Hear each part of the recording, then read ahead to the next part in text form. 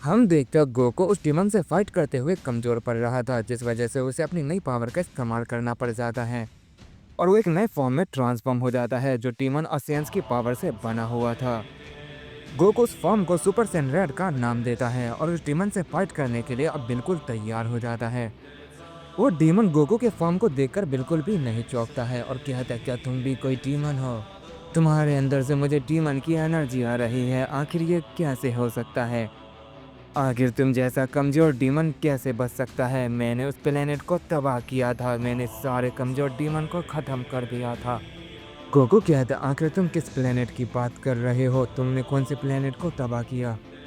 इस पर वो डीमन कहता, वही प्लेनेट जिस पे सारे कमजोर डीमन बसे हुए थे और वो हमसे काफी समय से छुप रहे थे। इस पर गोकू कहता, क्या वो प्लेनेट गॉन का तो नहीं था? इस पर वो डीमन कहता, इससे तुम्हें क्या लेना देना? वैसे भी मुझे इन सब से कोई फर्क नहीं पड़ता, वो प्लेनेट किसी का भी हो, बस वो हमसे काफी सालों से छुप रहे थे। हमने उसे इसीलिए मारा क्योंकि वह कमजोर थे और डीमन के नाम पे कलंक थे। गोकू कहता, तुम्हें किसने हक दिया कि तुम अपने से कमजोरों को खत्म कर दो? वो जैसे भी थे, तुम्हें उन्हें नहीं मारना चाहिए था। ये कहने के बाद गोकू उस पर अटैक करता है। वो डीमन गोकू के अटैक को रोकने की कोशिश करता है, लेकिन गोकू का अटैक काफी पावरफुल होता है, जिस वजह से वो डीमन उस अटैक को रोक नहीं पाता और उस अटैक की वजह से बहुत दूर जाकर गिरता है। और डीमन जो खुद को काफी ताकतवर समझ रहा था, अब गोकू के एक ही अटैक से उसकी हालत काफी ज्यादा खराब हो गई होती है। गोकू उसकी बात सुनने के बाद काफी गुस्सा होता है, वो बिना रुके उस पर कई सारे अटैक लगातार कर देता है, जिस वजह से वो पूरी की पूरी जगह तबाह हो जाती है और उस डीमन की हालत और भी ज्यादा खराब हो जाती है। गोकू की पावर देखकर डीमन काफी घबरा जाता है और कहता है, ये इतना अचानक से ताकतवर कैसे बन गया? कहीं ये दूसरे दर्जे का डीमन तो नहीं? अगर ऐसा है तो मेरा खेल खत्म हो जाएगा। ये कहने के बाद वो डीमन वहां से भागने लगता है, लेकिन गोकू अचानक से उसके सामने आ जाता है और कहता है, तुम कहाँ जा रहे हो? मुझसे फाइट करो, तुम ये फाइट छोड़कर कहीं नहीं जा सकते हो। वो डीमन कहता, मुझसे गलती हो गई, मुझे माफ करना, मैं आपको पहचान नहीं पाया। मुझे लगा आप कमजोर हैं, लेकिन आपका दर्जा हमसे काफी बड़ा लगता है। क्या आप मुझे बताएंगे आप कौन से डीमन रिंग से आए हैं?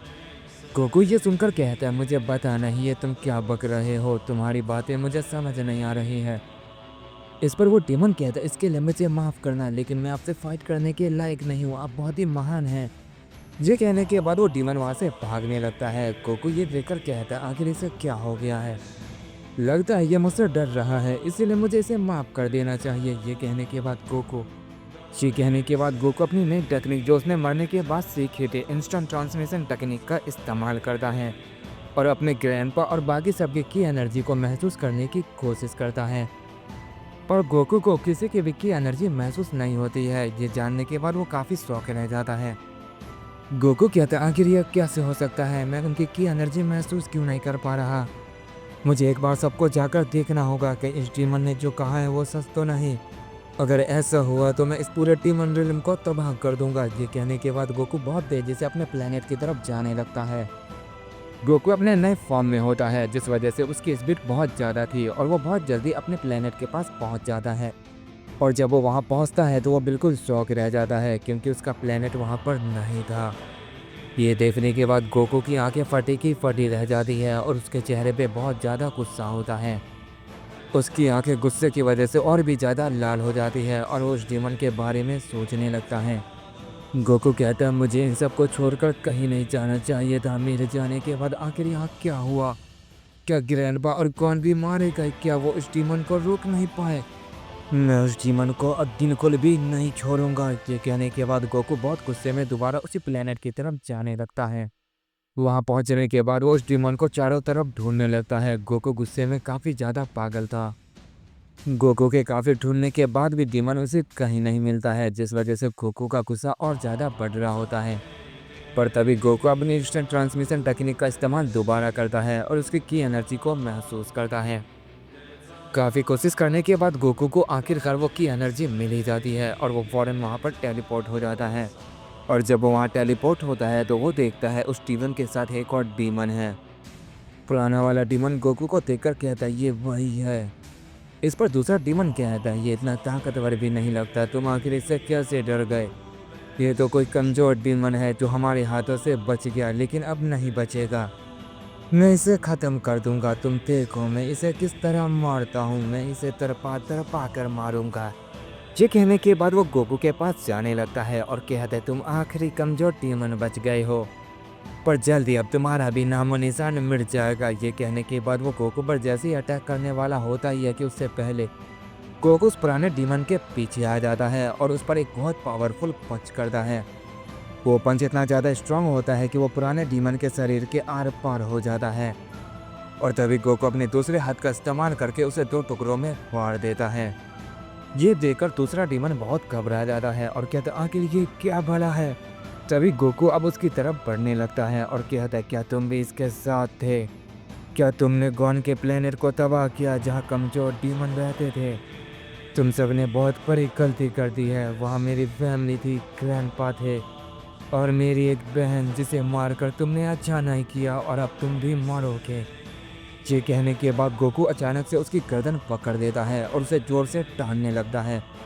वो डीमन अपनी गर्दन को छुड़ाने की पूरी कोशिश करता है, लेकिन गोकू इतने गुस्से में था कि वो उसे ऐसा करने नहीं देता और कुछ ही पल में गोकू उसकी गर्दन को उसके शरीर से अलग कर देता है और उस डीमन को भी खत्म कर देता है।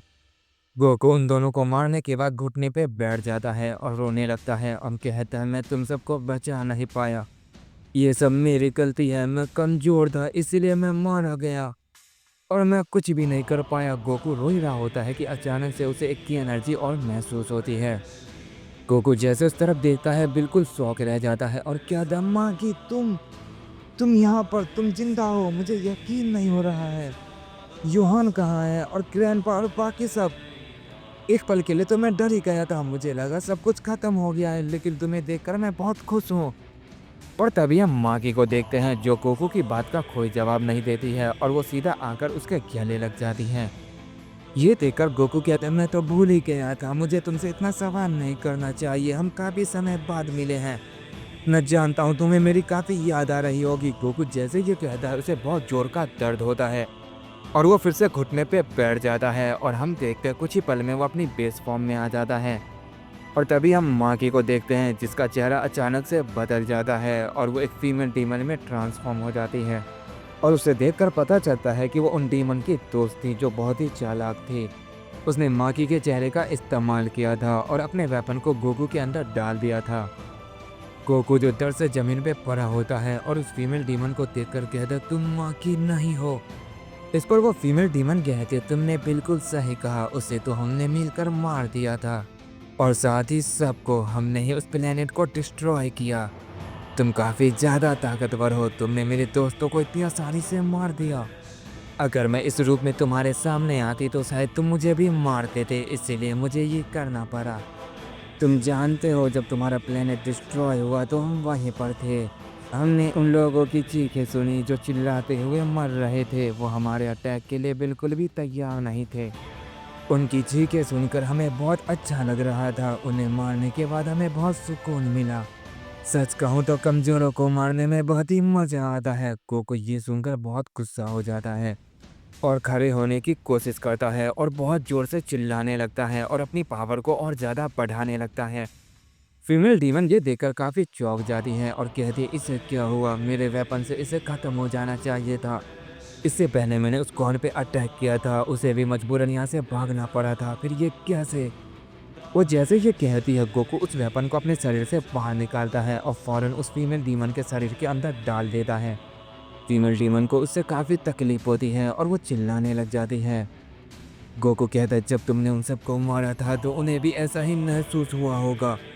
ये कहते ही गोकू उस वेपन से फीमेल डीमन के शरीर को फाड़ देता है और उसके टुकड़े टुकड़े कर देता है और इस तरह गोकू उन सबको ख़त्म कर देता है और इसके बाद वो फिर से ज़मीन पर गिर जाता है। गोकू कहता है मुझे खुद को हील करना होगा, मुझे आराम की ज़रूरत है।